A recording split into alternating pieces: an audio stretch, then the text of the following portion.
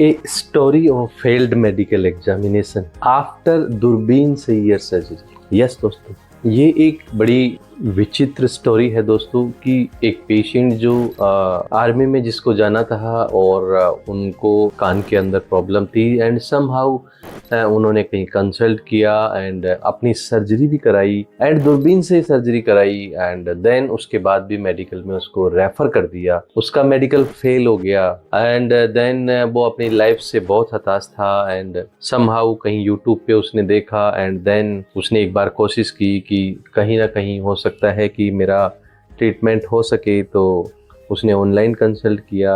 फिर दोस्तों ऐसे जो पेशेंट है ना, जो प्रीवियस जो कोई मेरे ऑपरेटेड पेशेंट थे जिनका आर्मी में सिलेक्शन हो गया, तो उनसे पता नहीं उन्होंने कांटेक्ट करके and they want to consult कि मेरे को एक बार जो है आपसे मिलना है एंड उन्होंने जो है फिर मेरे यहाँ पे आके एक बार दिखाया। सो उनका फादर जो है वो बड़े रोने लग गए क्योंकि he is a farmer and बहुत मुश्किल से पैसा इकट्ठा किया एंड उन्होंने जो है अपनी सर्जरी कराई एंड उनको लगा कि मेरे बेटे का भी जो है उनको बेसिकली नेवी में जाना था। सो उनका जो फादर थे वो बड़े रोने लग गए कि सर वो बहुत मुश्किल से तो पैसा इकट्ठा करके जो है मैंने सर्जरी कराई है। तो उनका ये पूछना था कि दूरबीन से सर्जरी आप भी करते हो, पहले भी मैंने कराई है, तो ये मेरा मेडिकल क्यों फेल हुआ। सो देन मैंने उनको बोला कि आप मेरे को वो दिखाइए जिसमें, क्योंकि वहाँ पे क्या है कि रेफर अगर किसी स्टूडेंट को किया जाता है so they mention the thing, उसमें मेंशन किया हुआ दो चीज मेंशन की हुई थी। दे मेंशन ए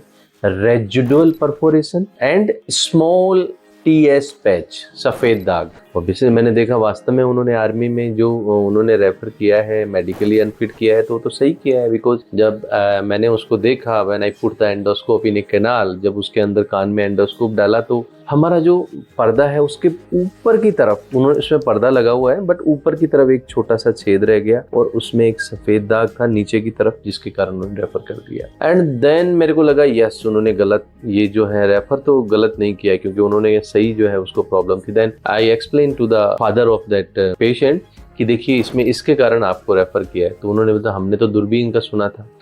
सो दोस्तों फिर मैंने उनको सारा समझा के एंड मैंने उनको बोला कि ठीक है yes it's really challenging job but अभी भी ये ठीक हो सकता है। देन पेशेंट कहते हैं सर पहले वाले डॉक्टर ने भी ऐसे ही कहा था कि सही हो जाएगा, आपका सिलेक्शन हो जाएगा आपके बच्चे का। और ये क्योंकि जब किसी का काम अच्छा नहीं होता पहले प्रीवियस एक बार में तो उनको बहुत मुश्किल होता है काउंसलिंग करना, बट उनको किसी डॉक्टर ने मेरे पास भेजा था एंड ही अश्योर हिम कि ठीक है नहीं आप एक बार कराइए ठीक होगा।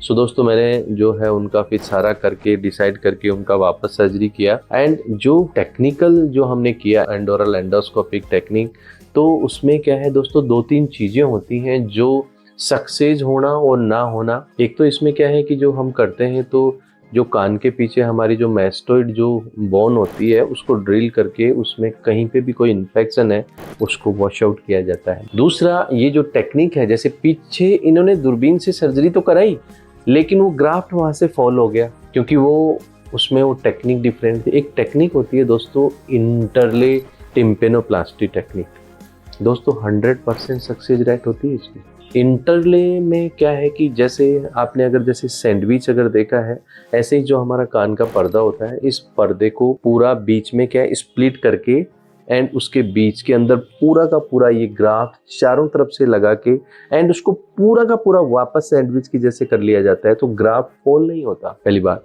तीसरी बात क्या है, ये जो ग्राफ्ट लगाया जाता है दोस्तों वो टेक्निकली बहुत डिमांडिंग होता है। इसको क्या है वेट ग्राफ्ट होता है कि यहाँ से लिया और तुरंत लगा दिया। बहुत बार लोग क्या करते हैं उसको इजीली लगाने के लिए उसको ड्राई कर लेते हैं, उसको सुखाते हैं एंड सुखाने से उसकी प्रोटीन डीनेचर्ड हो जाती है। सो क्या क्या रीजन आपने देखा कि ये जो मैस्टोइड में कहीं इन्फेक्शन रह गया या फिर जो है वो ग्राफ्ट को ड्राई कर लिया या आपने वो अंडरले टेक्निक लगाई एक्चुअली जहां इंटरले लगनी थी। सो दोस्तों ये जो टेक्निक थी उसके बाद उसमें क्या है उन्होंने जो सफेद दाग था वो नहीं हटाया। दोस्तों ये जो पेशेंट था उसकी सर्जरी हुई और उसके 1 साल बाद जब उसका नेवी में तो नहीं बट उसका एक बीएसएफ में या कहीं कुछ ऐसा था तो उसमें जब उसका सिलेक्शन हुआ उसके फादर आए और मैं भूल गया था उसका, मेरे को पता भी नहीं था। वो एक मिठाई का डिब्बा लेके आए कि सर आपके कारण जो है मेरे बच्चे का सिलेक्शन हो गया, नहीं तो ये क्या है सुसाइड की बातें करने लग गया था। तो दोस्तों ऐसा होता है कि अगर आप बहुत बार सोशल मीडिया और इसमें क्या है, ऐड होता है, मार्केटिंग होती है, लेकिन हमें हमारा जो सर्जन है वो वाकई बोर्ड सर्टिफाइड होना चाहिए एंड उनसे जो है हमें पूरा फुली सेटिस्फाई होकर हमारी सर्जरी करानी चाहिए, जिससे हमारे अच्छे रिजल्ट्स मिले। Thank you.